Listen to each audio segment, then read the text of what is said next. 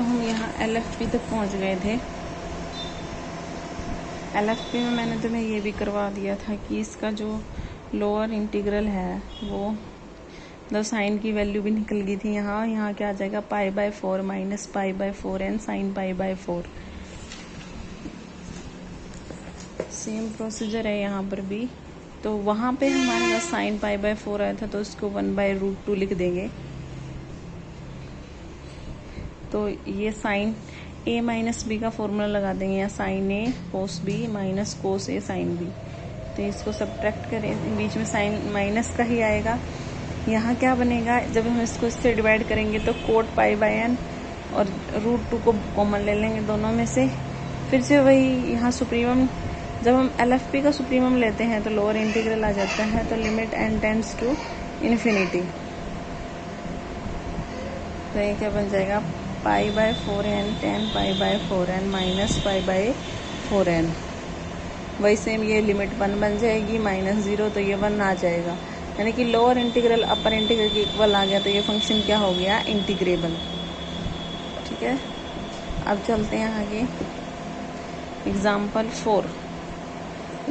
4 जो है उसमें हमें जो फंक्शन है वो क्या गिवन है, mod of f(x) is equal to 1 for all x।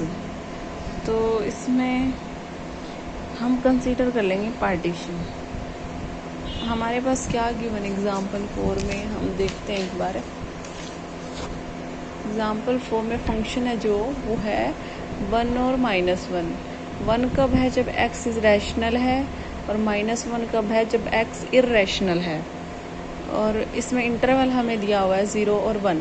देखो इसमें पार्टीशन नहीं दे रखी, ये कह रहा है कि ये बाउंडेड तो है बट नॉट इंटीग्रेबल, यानी कि इसका लोअर इंटीग्रल अपर इंटीग्रल के इक्वल नहीं आएगा, तभी तो नॉट इंटीग्रेबल लिखा जाएगा। और बाउंडेड के लिए हमें इसकी लोअर बाउंड और अपर बाउंड मिल जाए तो हम इसको बोल सकते हैं बाउंडेड तो वैसे ही है ये, क्योंकि ये फंक्शन क्या है, मोड फंक्शन है, क्योंकि इसकी वैल्यू -1 और 1 के बीच में ही है, तो ये बाउंडेड तो है ये फंक्शन।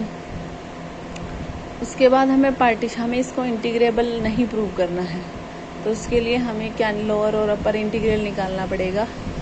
देखेंगे वो इक्वल आएगा कि नहीं। तो पार्टीशन लेट करेंगे पी पार्टीशन जो है इस टाइप से।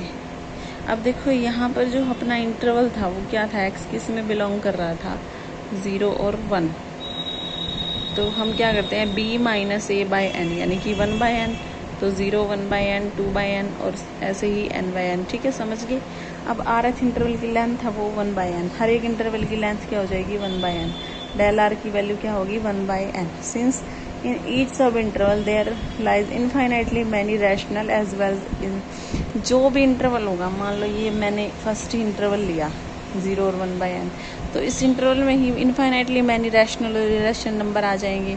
सिमिलरली नेक्स्ट इंटरवल होगा उसमें भी, तो हर एक सब इंटरवल में चाहे कितने भी हम सब इंटरवल बनाए इसके, उसमें इनफाइनाइटली मैनी रैशनल और इनफाइनाइटली मैनी इरेशनल नंबर होंगे। तो स्मॉल mr और कैपिटल mr निकालते हैं IR पे। स्मॉल mr क्या रहेगी, फंक्शन ही अपना क्या है, मोड है।